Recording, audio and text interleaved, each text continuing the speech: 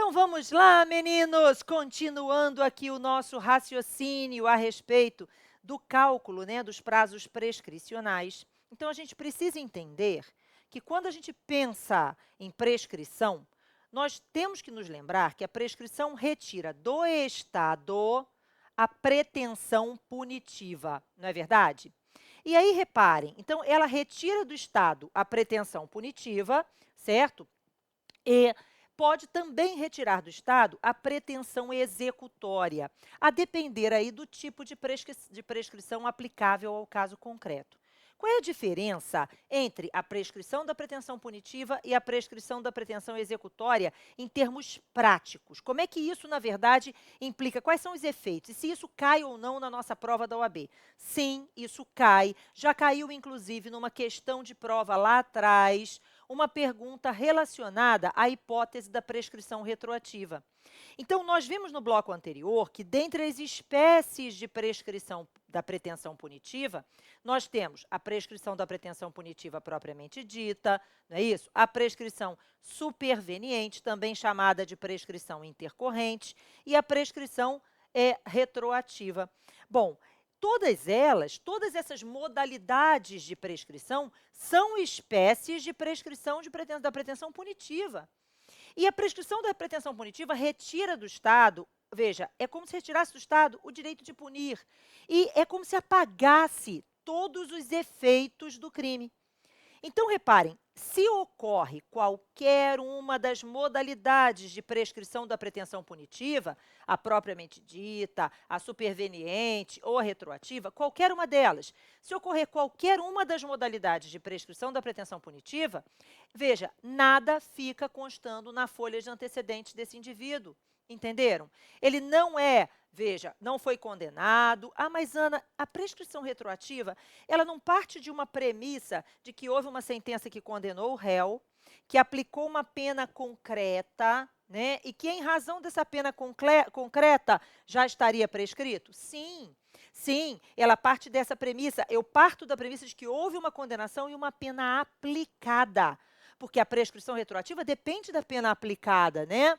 Mas, apesar dela ser, olha para cá, uma prescrição analisada com base na pena concreta, na pena aplicada ao agente, veja, ela, na verdade, é uma das modalidades de PPP, prescrição da pretensão punitiva. E, por isso mesmo, veja, apaga os efeitos do crime. Então, aquela sentença condenatória, embora o juiz tenha dito, realmente, olha só, o réu praticou a infração, eu condeno o réu, eu aplico a pena e tal, veja, ao ser reconhecida a prescrição retroativa, essa condenação não tem valor. Entendeu? Então, o indivíduo continua sendo primário, ele continua tendo bons antecedentes, entendeu? Nada fica constando na folha penal. Ana, e se a vítima, e foi essa a pergunta que caiu na prova da OAB, numa questão de prova, e se a vítima quiser, neste caso, ir buscar a reparação do dano, ela não tem um título condenatório válido? Não tem. Ela vai ter que ir para o cível promover um processo de conhecimento. Por quê? Porque não existe uma sentença condenatória válida para fins de título executivo judicial cível. Entendeu? Então, a PPP, em qualquer uma das modalidades, apaga os efeitos do crime. Ficou claro? Ah, então a vítima pode buscar reparação? Pode, mas ela tem que promover um processo de conhecimento, porque aquela condenação aqui não existe. Entendeu? É como se ela não existisse, certo? Ah, então, peraí, se esse indivíduo, depois que tiver sido condenado, veja, depois que tiver transitado em julgado esse processo em que foi reconhecida qualquer uma das modalidades de PPP, se ele pratica um novo crime dentro do período de 5 anos, ele não é reincidente? Não, ele não é reincidente. De novo, quais são as modalidades de prescrição da pretensão punitiva? A prescrição da pretensão punitiva propriamente dita, a prescrição intercorrente ou superveniente e a prescrição retroativa. Qual é a consequência disso? Apaga tudo. É como se não tivesse o crime. Entendeu?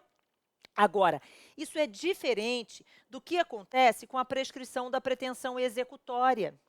A prescrição da pretensão executória, gente, é outra coisa, porque na prescrição da pretensão executória, o Estado condenou o réu, e é uma premissa para que eu analise a prescrição da pretensão executória que nenhuma das modalidades de PPP tenha ocorrido. Então, o réu foi denunciado ou querelado, né, depende se é ação penal pública ou privada, foi processado, foi condenado, não aconteceu a PPP, não aconteceu a PS, né, que é superveniente, a gente viu aí no bloco anterior, não aconteceu a PR, que é a retroativa, nenhuma das modalidades de prescrição da pretensão punitiva aconteceu. Aí a sentença condenatória, beleza, é válida, o réu foi condenado, a sentença é definitiva, o Estado tem agora o direito de aplicar esta sanção. Ele tem o direito de capturar esse indivíduo e colocar esse indivíduo para cumprir a pena. Beleza! Maravilha! Só que o Estado tem que fazer isso, como eu disse no bloco anterior, dentro de um tempo, dentro de um prazo. Né? O Estado não pode demorar demais. Então, o que acontece? O Estado tem um prazo para botar a mão naquele condenado e iniciar o cumprimento da pena. E se o Estado demorar demais? Se o Estado demorar demais, aí vai ocorrer que o decurso do tempo retira do Estado o direito de aplicar essa sanção. Né? Então, veja, mas não retirou do Estado a condenação. O cara foi condenado, a condenação é válida. A vítima tem um título executivo judicial para executar na esfera civil. O nome dele foi incluído no rol dos culpados. Ficou claro? Então, o nome dele foi para o rol dos culpados. Se ele praticar outro crime, ainda que se reconheça a PPE, né, ainda que realmente a PPE seja reconhecida, que se entenda que a prescrição da pretensão executória aconteceu e que o Estado vai perder o direito de aplicar a pena. Mas, mesmo assim, se ele praticar um crime, veja, dentro do prazo de 5 anos e tal, ele é reincidente. Entendeu? Ele tem antecedentes, porque ele foi condenado, a condenação é válida. Então, essa é a diferença básica entre quais são os efeitos da PPP e quais são os efeitos da PPE. Veja, na PPP é como se o crime não existisse, a sentença não existe, veja, esse réu não foi condenado, o nome dele não vai para o rol dos culpados, a vítima não tem título executório, ok?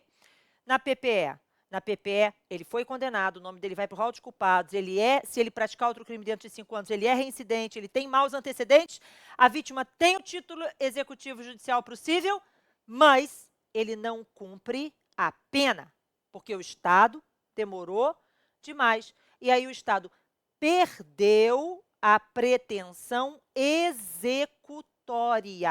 Então, o Estado perdeu o direito, veja, de aplicar nele aquela sanção. Ficou claro? Entendido? Ok? Então, agora eu já sei os efeitos, quais são as consequências. Isso caiu na prova? Caiu. Caiu perguntando uma vez se a prescrição retroativa gerava ou não efeitos para a vítima em termos de título executório e tudo mais. Lá atrás, isso caiu. Veja, até isso cai, viu? Bom, mas aí veja só, então eu já sei a diferença da PPP para a PPE. Eu já sei quais são as modalidades de PPP, como é que eu vou fazer essa análise e tudo mais. Agora eu preciso saber, peraí, Ana, como é que eu faço essa conta? Então, a primeira coisa que a gente tem que lembrar, gente, que, olha só, prova da OAB é EF.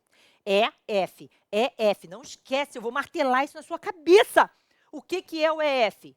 Explicação, fundamentação, explicação, fundamentação, explicação, fundamentação. Não tem como explicar sem fundamentar. Você precisa disponibilizar lá, colocar bonitinho quais são os artigos de lei aplicáveis para aquele caso concreto. Né? E aí, quando você for falar de extinção da punibilidade pela prescrição, você vai ter que dizer que ocorreu a extinção da punibilidade pela prescrição da pretensão punitiva ou que ocorreu a extinção da punibilidade pela prescrição da pretensão executória com fundamento. E aí você sempre vai citar, gente, o artigo 107, inciso 4, porque o artigo 107, inciso 4, a gente viu no bloco anterior, é o artigo que trata efetivamente da prescrição como causa extintiva da punibilidade. Então, extingue-se a punibilidade, inciso 4, pela prescrição, ok? Mas aí, veja só, a gente tem aqui uma outra coisa, outra pegada, que a gente tem que ter atenção.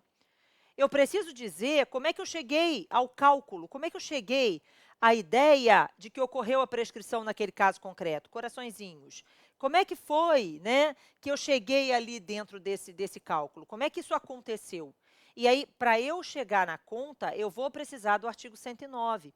Então, não existe, bota na sua cabeça, olha para cá, não tem como. Se o indivíduo tem uma condenação, veja, a uma pena privativa de liberdade, e você está fazendo a análise da prescrição pela pena dele, seja a pena abstrata, seja a pena em concreto, a única hipótese que não está no 109 é a multa, né? Mas, se existe uma pena privativa de liberdade a ser analisada, a análise do cálculo de prazo de prescrição vai ser sempre fundamentada no artigo 109 do Código Penal. Então, não tem como, você tem necessariamente que, numa questão de prescrição, colocar o artigo 109 e o artigo 107. 107.4 mais 109 alguma coisa. Necessariamente, tem que ter. 109 alguma coisa vai ter que ter. E aí o 109, gente, é um tormento, porque na hora da prova você está nervoso, você está tenso, você está... Ai! E aí você tem uma tendência a ler errado o 109. Então, você precisa ficar ligado antes. Eu preciso que você olhe comigo aqui o artigo 109 para você ter certeza de que esse artigo 109 está sendo olhado por você de forma certa na hora da prova, tá? Então, eu quero que você preste atenção numa coisa que eu vou te mostrar. Vamos lá, vamos mostrar aí o artigo 109 do CP. Então, está escrito lá no artigo 109, a prescrição, antes de transitar em julgado a sentença final, e aí o que eu quero que você pense? Olha para cá. Num primeiro momento, antes de transitar em julgado a sentença final, eu estou pensando no quê? Eu estou pensando na prescrição da pretensão punitiva, em qualquer uma das suas modalidades, não é isso? Então, é a prescrição da pretensão punitiva em qualquer uma das modalidades possíveis. Então, o que você tem aqui? Você tem o seguinte: a prescrição antes de transitar em julgado a sentença final, salvo o disposto no parágrafo 1º do artigo 110, e aí esse aqui é a retroativa, tá? Ela regula-se pelo máximo da pena privativa de liberdade cominada, ó, pelo máximo da pena privativa de liberdade cominada ao crime, verificando-se, em 20 anos, se o máximo da pena é superior a 12. Ok? Então, 20 anos se o máximo da pena é superior a 12. Exemplo, crime de homicídio. O crime de homicídio, a pena é 6 a 20 anos. Então, a pena máxima é superior a 12. Então, nesse caso, a prescrição se dá em 20 anos. Ok? Então, eu vou sempre analisar, num primeiro momento, quando eu estou fazendo a análise da prescrição pela pena em abstrato, eu vou verificar qual é a pena máxima prevista para o crime. E aí eu vou olhar dentro do artigo 109 onde aquela hipótese se encaixa. Bom, mas aí vamos voltar, porque o que eu quero mostrar não é isso ainda, que a gente tem que fazer um monte de exemplinhos, de modelos, porque olha para cá, você trabalha... Gente, a sua memória, ela fixa as coisas no caso concreto. É mais fácil eu te mostrar exemplos e você entender os exemplos do que eu ficar divagando, né? Então, a gente precisa de exemplos, muitos exemplos. Então, vamos lá, vamos voltar para você ver o que eu quero que você veja no código. Agora, olha para cá, inciso 2. A prescrição ocorre em 16 anos se o máximo da pena é superior a 8 e não excede 12. Olha que o 12 apareceu lá no artigo 109.1. E aí, quando chega no 109.2, fala 12 de novo. E aí fala, se o máximo da pena é superior a 8 e não excede 12. Aí, quando você olha o 3, em 12, se o máximo da pena é superior a 4 e não excede 8. Reparem que vai repetindo. A palavra 12 anos aparece no inciso 1 e no inciso 2. O 8 aparece no inciso 2 e no inciso 3. Né? O 4 aparece no inciso 3 e no inciso 4. E aí, se você, veja, não tomar atenção, entendeu? Se você, na verdade, não parar e olhar com calma aquela hipótese, na hora da prova, você pega lá, peraí, crime de furto, pena, 1 a 4 anos. Você bateu o olho aqui, você vê, o primeiro 4 que você encontrar, você sai marcando? Não pode. Você tem que tomar cuidado, entenderam? Porque, veja, aqueles anos 4, 8, 12, aparecem mais de uma vez, 16, entendeu? Aparece mais de uma vez dentro do inciso, do artigo 109, nos vários incisos. Então, eu preciso que, na hora da prova, você se lembre disso. E, na hora da prova, eu quero que você, se tiver qualquer dúvida, olha para cá.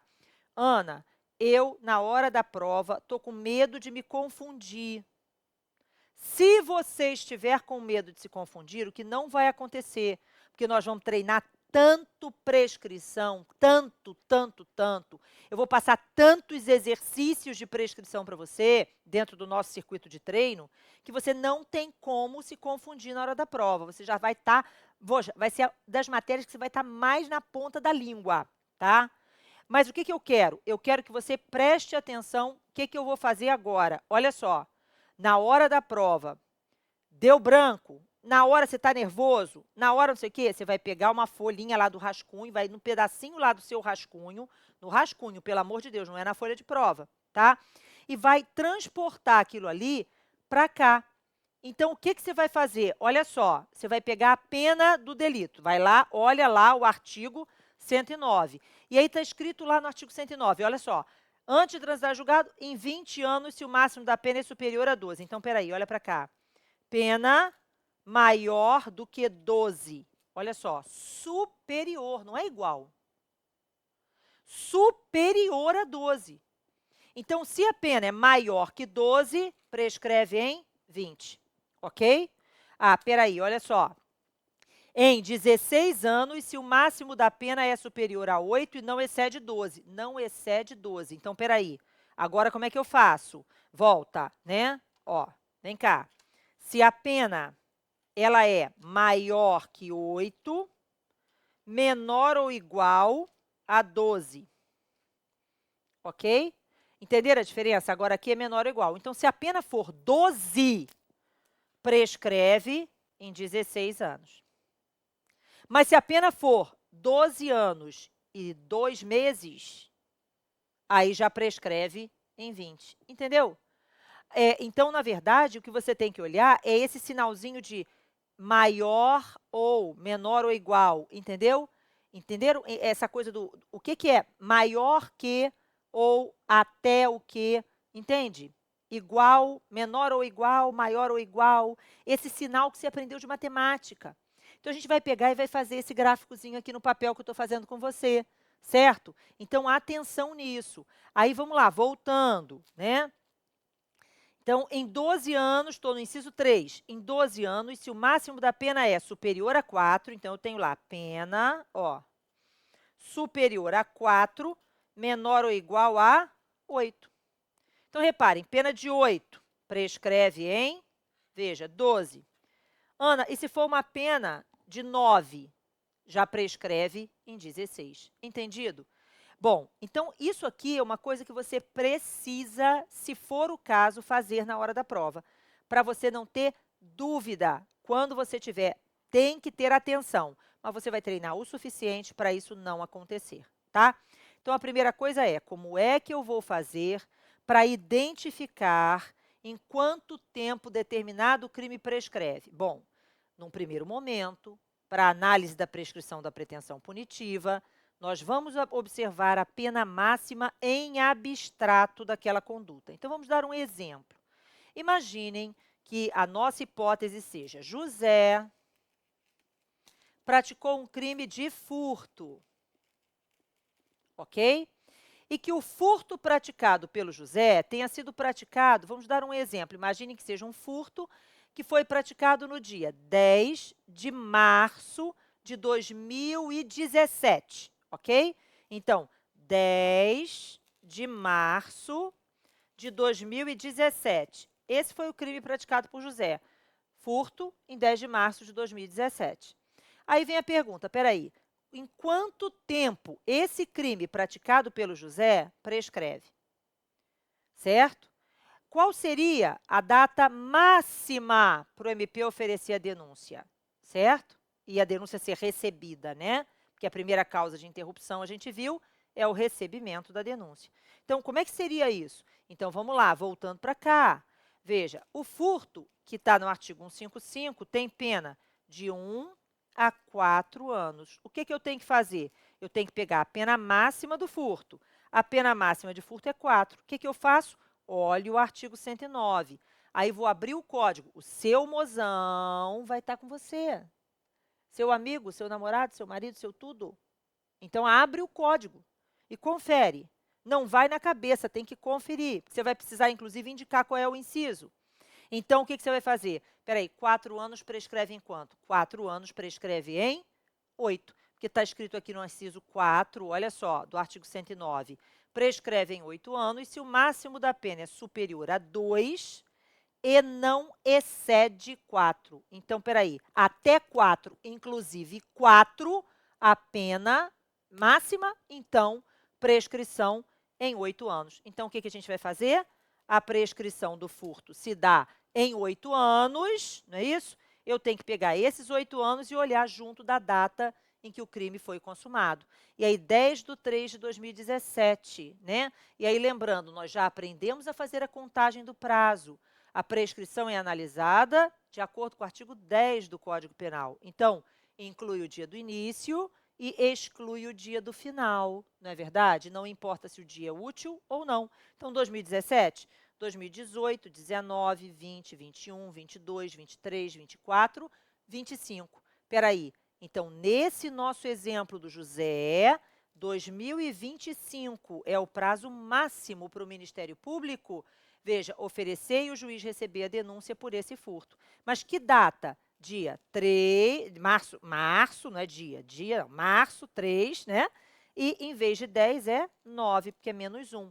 Inclui o dia do começo e exclui do dia do final. Então, no dia 9 de março de 2025, é o último dia para a denúncia contra o José ser recebida por esse furto, certo? É até lá que o Ministério Público tem para denunciar e o juiz receber a denúncia nesse caso concreto. E no dia 10, Ana? No dia 10 já estará extinta a punibilidade pela prescrição da pretensão punitiva, ok?